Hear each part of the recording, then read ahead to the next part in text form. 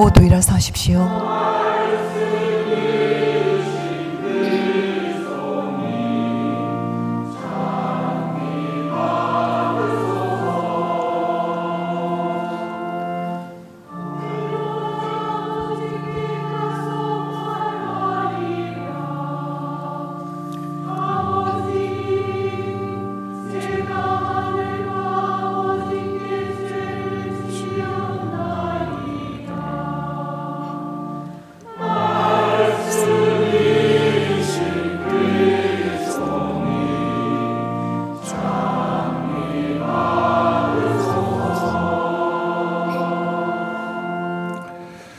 주님께서 여러분과 함께 루카가 전한 거룩한 복음입니다. 주님 영광 받으소서. 그때 세리들과 죄인들이 모두 예수님의 말씀을 들으려고 가까이 모여들고 있었다.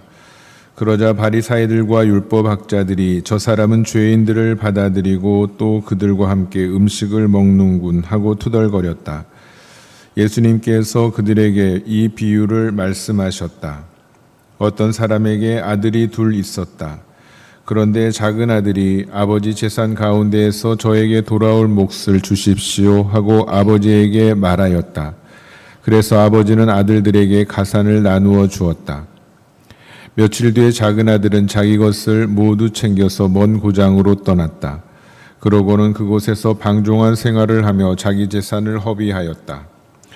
모든 것을 탕진하였을 즈음 그 고장에 심한 기근이 들어 그가 곤궁에 허덕이기 시작하였다.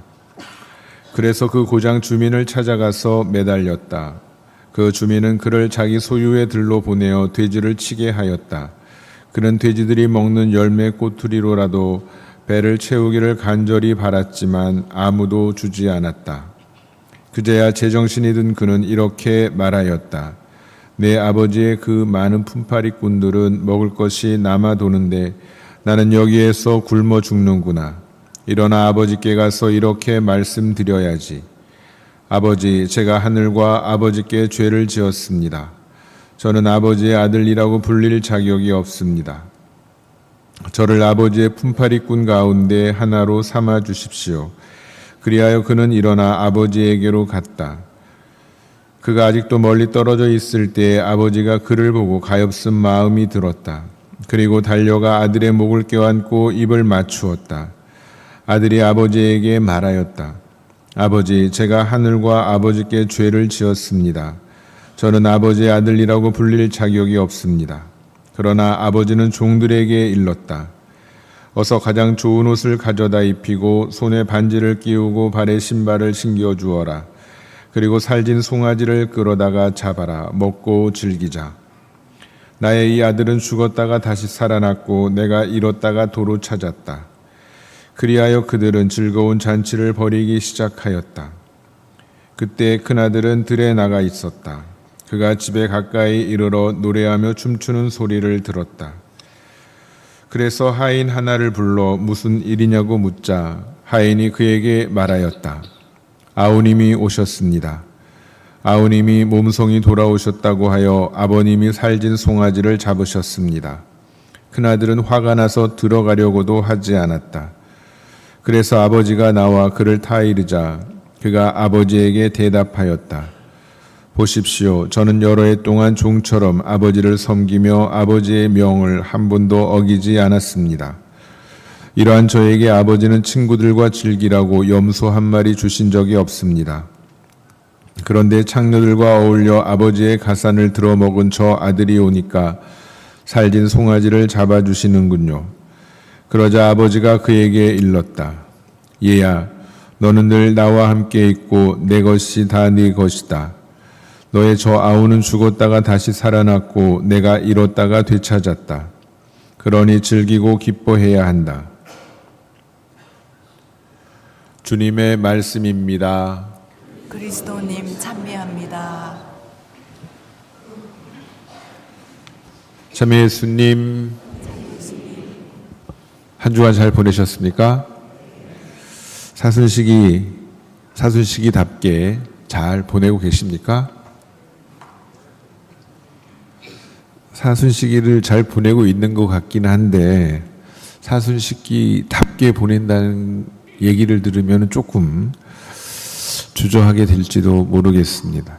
사순 시기 그러면 좀 가라앉죠. 아무래도 회개 때, 참회의 때 자기 자신을 성찰하고 자기 자신의 부끄러운 모습을 되돌아봐야 하는 특별히 그러한 때이기 때문에 그럴 수 있겠습니다. 오늘은 사순 제4주일이고 사순의 이제 중반 정도.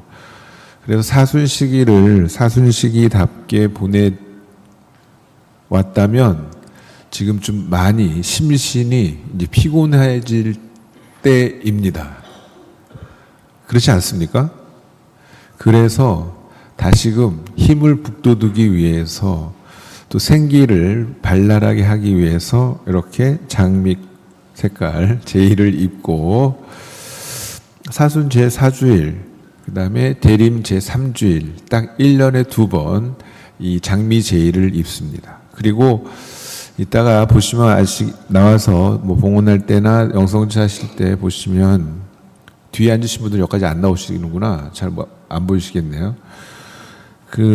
이 제대 꽃도 장미꽃으로 아주 예쁘게 다 꾸며놨습니다.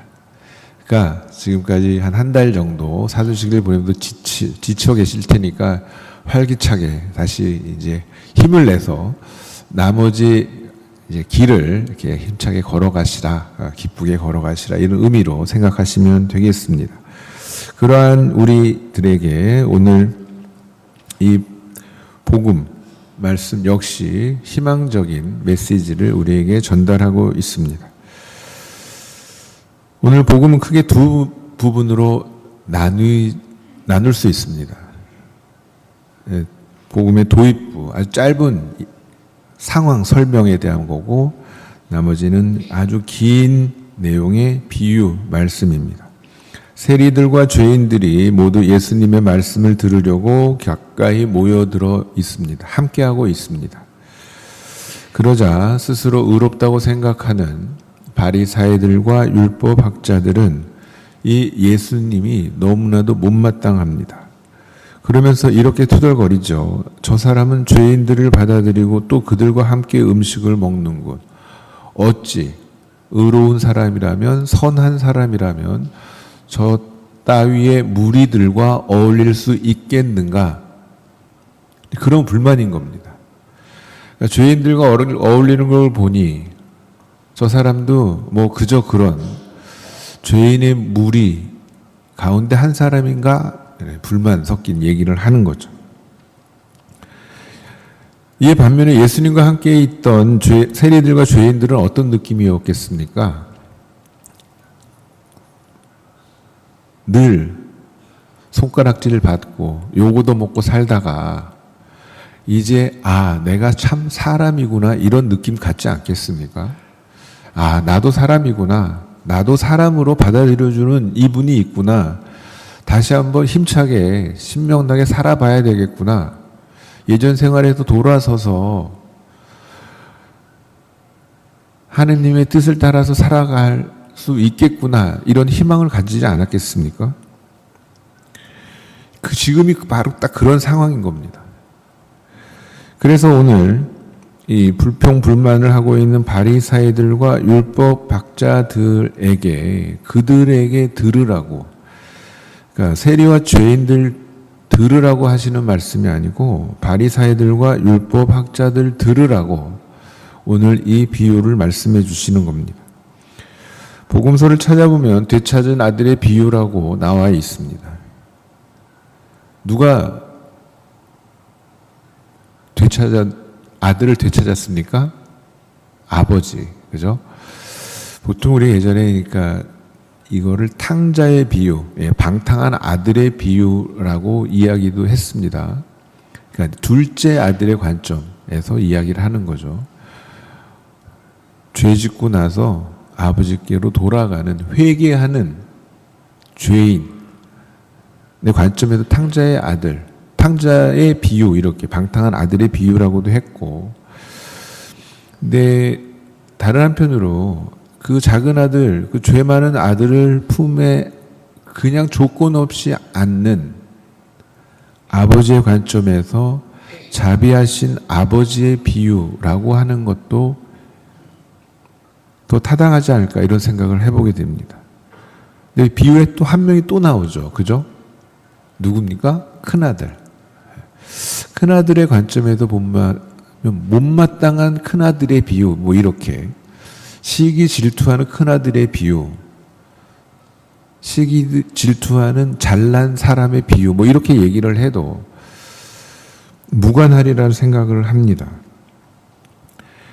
오늘 이 비유에 앞선 상황과 이 비유에 있는 내용이 정확하게 일치합니다. 죄인들과 함께 하시는 선과 의로움 자체이신 예수님이 바로 복음의 그 비유에 나오는 자비로운 아버지일 테고, 예수님을 못마땅하게 여기는 스스로 의롭다고 생각하는 바리사이들과 율법학자들은 오늘 비유에 나오는 큰아들에 해당이 될 겁니다. 그리고 세리와 죄인들은 이제 작은 아들에 해당이 되겠죠. 우리는 살아가면서 큰아들의 모습을 지니기도 하고, 또 작은 아들의 모습을 지니기도 하고, 또 아버지의 모습을 지니기도 할 겁니다. 지금 내가 작은 아들과 같은 상황이라면 아버지한테 빨리 돌아가는 게 상책인 것이고, 내가 다른 사람들을 품에 안지 못하는 옹졸하고 시기와 질투하는 사람이라면 빨리 자비로운 아버지의 모습을 회복하는 것이 주님에 따르는 길일 겁니다. 오늘 이 비유를 돌아보면서 나의 모습을 성찰해 보고 나에게 바라시는 하느님의 뜻은 무엇인지를 돌아보면서 나머지 사순시기를 보낼 수 있으면 좋겠습니다. 이렇게까지 하면 딱 강론이 끝난 것 같잖아요. 그죠? 그럴 리가. 그죠? 네. 이제 이 비유를 조금 찬찬히 들여다보도록 하겠습니다. 편안한 마음으로 들어주시면 됩니다. 어떤 사람에게 아들이 둘 있습니다. 아버지가 있으니 두 아들이 있습니다.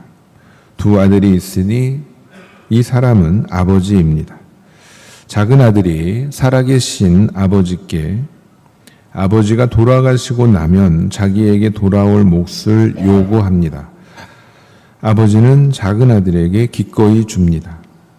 작은 아들은 이렇게 자기 몫을 요구함으로써 살아계신 아버지와의 관계를 끊습니다. 아버지는 작은 아들에게 나눠줌으로써 작은 아들과의 관계를 이어갑니다. 반면 큰아들은 살아계신 아버지께 무슨 연유인지 아무것도 원하지 않습니다. 그럼에도 아버지는 이 큰아들에게도 자신의 것을 나눠줍니다. 두 아들에게 가산을 나누어 주었으니 아버지에게 남아있는 것은 이제 오직 두 아들 뿐입니다. 그래도 아버지는 마냥 행복합니다. 두 아들의 아버지이기 때문입니다. 두 아들이 여전히 있기 때문입니다. 작은 아들은 자기 몫을 챙겨 살아계신 아버지를 떠납니다. 더 이상 아버지와 함께하지 않습니다. 작은 아들에게 아버지는 이제 아버지가 아닌 것입니다. 하지만 아버지는 집 나간 작은 아들을 마음에 애틋하게 품고 있습니다. 따로 있어도 작은 아들과 함께합니다. 아버지에게 작은 아들은 늘 그렇게 아들입니다. 반면에 큰아들은 자기 몫을 챙기지도 살아계신 아버지를 떠나지도 않습니다. 아버지 곁에서 묵묵히 아버지의 일을 함께 합니다. 큰아들에게 아버지의 일은 하지만 아버지의 일일 딸입니다. 아버지는 곁에 있는 큰아들이 너무나도 믿음직스럽고 든든합니다. 아버지는 큰아들에게 자신의 일을 맡깁니다. 아버지에게 자신의 일은 곧 큰아들의 일입니다. 아버지에게 큰아들은 늘 그렇듯 아들입니다. 큰아들의 아버지이기에 아버지는 행복합니다. 큰아들에게 아버지는 일을 맡기는 주인입니다. 주인의 종이기에 큰아들은 무언가 못마땅합니다. 시간이 지나 모든 것을 탕진한 작은아들이 돌아옵니다. 작은아들이 살아 돌아온 것만으로 아버지는 마냥 기쁘고 좋습니다. 작은아들은 주인의 종이 되겠다지만 아버지는 늘 그렇게 아들의 아버지이려 합니다. 아버지는 작은아들을 위한 잔치를 베풉니다. 죽었다가 다시 살아온 작은아들이니 잃었다가 되찾은 작은아들이니 작은아들의 생일 잔치입니다. 아버지의 아들이기보다 주인의 종으로 스스로 자리매김하던 큰아들은 이 모든 것들이 못마땅합니다. 염치 없이 돌아온 동생 아닌 동생도 마냥 마음 좋은 아버지 아닌 아버지도 이들이 벌이는 잔치도 모두 말입니다. 드디어 큰아들이 화를 냅니다. 이미 두 아들에게 모든 것을 나눠주어 이제는 아무것도 갖지 않은 달랑 두 아들의 아버지일 뿐인 바로 그 아버지에게 화를 냅니다. 이미 아버지의 모든 것을 가진 큰 아들이 말입니다. 종의 주인이 아닌 아들의 아버지께 아버지의 아들이 아닌 주인의 종으로서 이제 자기 몫을 달라고 윽박 지릅니다. 아들과 늘 함께하던 아버지는 함께 있어도 함께 있지 않던 아들에게 더 이상 줄 것이 없습니다. 나의 것이 아들의 것인 아버지는 나의 것은 없고 아버지의 것만 있다고 여기는 아들에게 이미 모든 것을 주었기 때문입니다. 그래서 아버지는 마음이 아픕니다. 자기 몫을 모두 탕진한 작은 아들보다 자기 목숨을 깨닫지 못하는 큰 아들 때문에 얘야, 너는 늘 나와 함께 있고 내 것이 다 내 것이란다. 너의 저 아우는 죽었다가 다시 살아났고 내가 잃었다 되찾았단다. 그러니 즐기고 기뻐해야 하지 않겠니? 하느님께서 우리에게 모든 것을 주셨습니다. 우리는 하느님의 모든 것을 가졌습니다. 하느님께서는 우리에게 당신을 주셨습니다. 그래서 우리는 하느님을 가졌습니다. 하느님께서는 우리에게 당신을 주셨고 이제 우리가 당신이 되어 이제 우리가 당신이 하셨듯이 이제 우리를 모든 이에게 주기를 바라십니다. 이제 우리 차례입니다. 오늘 비유에서 우리에게 하시는 말씀은 분명합니다. 자비로운 아버지의 모습, 우리가 지녀야 될 삶의 모습인 것입니다.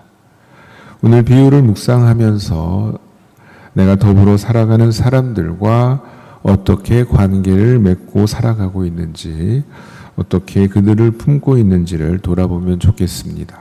남은 사순 시기 동안 자비로운 아버지의 모습을 더욱 지닐 수 있도록 기도하고 노력하시면 좋겠습니다. 잠시 묵상하겠습니다.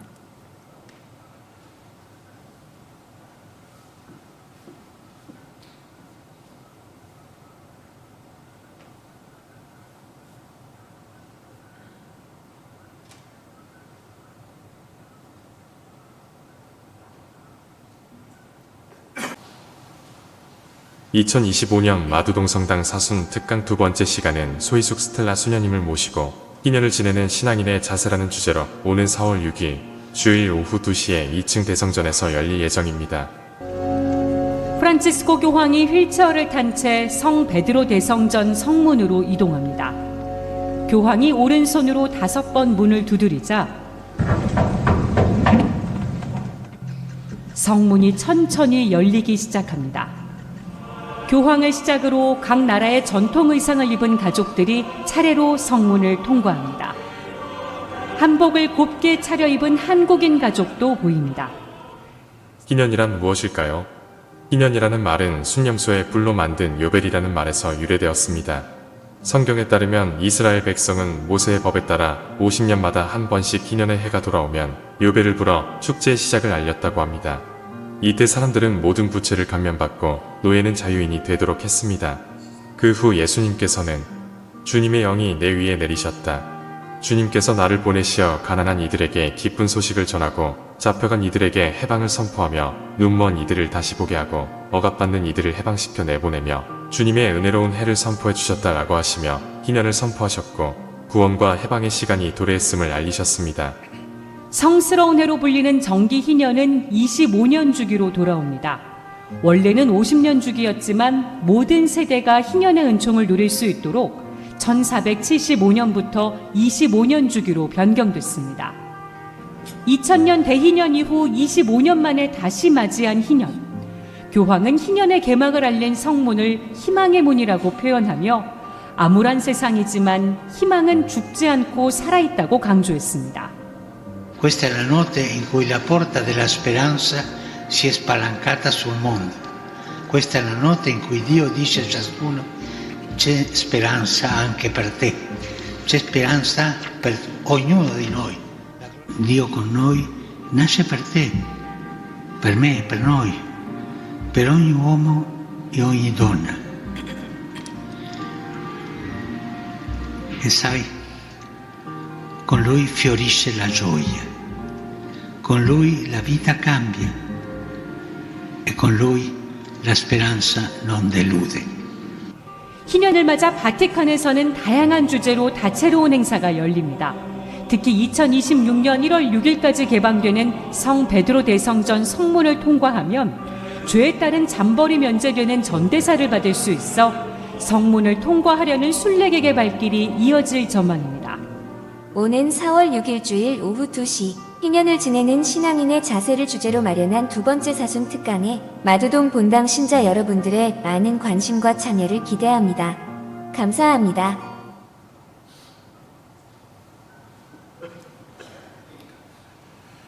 공지사항 말씀드리겠습니다. 주보 맨 뒷면 보시면 전래 성사 일정 나와 있으니까 참고해 주시고요. 그다음에 지금 방금 보신 동영상처럼 사순특강 두 번째 다음 주일 오후 2시 이곳 대성전에서 희년을 지내는 신앙의 자세라는 주제로 소희숙 스텔라 수녀님 오셔서 강의해 주시겠습니다. 주일 오후라서 조금 걱정이 되긴 합니다. 많은 분들이 오실까. 성가대는 하실 거죠? 같이 하시죠? 교정미사 끝나고 점심 김밥 드시고 같이 하시면 되겠네. 그죠? 안 한다고요? 네, 많은 분들 함께 해주시면 좋겠습니다. 네, 해마다 이 봄 되면 사랑의 옷 모으기 우리 사회상 분과에서 합니다. 자화를 꿈꾸는 이들을 위해서 이제 옷을 모으는 건데요. 그러니까 입을 만한 옷을 모으는 거죠. 예, 남성용 봄, 여름 옷을 이렇게 모읍니다. 세탁 가능한 양복, 아동복은 사절합니다. 집에 이제 날씨도 바뀌고 그러면서 이제 옷 정리를 하실 테니까 그러면서 봄, 여름에 입을 만한 것들 많이 기증해 주시면 좋겠습니다. 예, 남성 총구역 직장이 십자가의 길이 4월 9일 수요일 저녁 미사 후에 대성전에서 봉헌이 됩니다. 그래서 이날 저녁 미사는 소성전이 아니라 이 대성전에서 봉헌이 될 거고요. 그 직장 때문에 또 여러 가지 이유로 금요일 10시 미사 후에 하는 십자가의 길에 참석하기가 어려우신 분들 사중이 시기 동안 딱 한 번 하는 십자가의 길이지만 이날 많이 오셔서 함께 해주시면 좋겠습니다. 소아천사의 회원 모집 안내 나와 있습니다. 함께 해주십시오.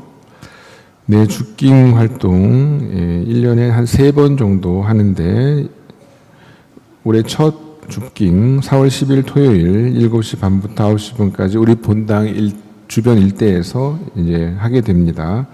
줍깅이 뭔지는 아시죠? 네. 줍는 겁니다. 네, 쓰레기 줍는 거예요. 우리 어린이부터 우리 어르신들까지 많은 분들이 함께 하고 계십니다. 우리 본당의 자랑이기도 하고요. 이번에도 많은 분들 함께 해주시면 좋겠습니다. 예, 나머지 내용들 다 이렇게 보시고요. 이제 사순식이 이제 중반을 넘어서 이제 종반을 향해서 가고 있습니다. 기쁘게 또 사순식이답게 잘 보내시고 다음 주에 또 반갑게 뵙도록 하겠습니다. 그리고 우리 아까 보편제한기도 4번째로 이제 바치기도 했는데 특별히 이번 아직도 다 끝나지가 않았죠. 산불 피해자들, 희생자들을 위해서 기도해 주시고 또 이런저런 이제 피해자 지원을 위한 이제 모금 활동들이 진행되고 있습니다. 여러 가지 우리 본당만이 아니라 교구만이 아니라 여기저기서 그래도 적극적으로 피해 지원하는데 함께하여 주시면 고통받는 이웃들에게 큰 도움이 되리라 생각을 합니다. 예, 일어나십시오. 주님께서 여러분과 함께 또한 사제의 영과 함께 주님께 탄원하는 이들을 지켜주시고 약한 이들의 힘을 북돋아 주시며 세상의 어둠 속에서 방황하는 이들을 언제나 주님 빛으로 이끄시고 온갖 악에서 인자로이 구해 주시어 모두 완전한 행복에 이르게 하소서. 우리 주 그리스도를 통하여 비나이다. 아멘. 주님께서 여러분과 함께 또한 사제의 영과 함께 전능하신 천주 성부와 성자와 성령께서는 여기 모인 모든 이에게 강복하소서. 아멘. 주님을 찬미합시다.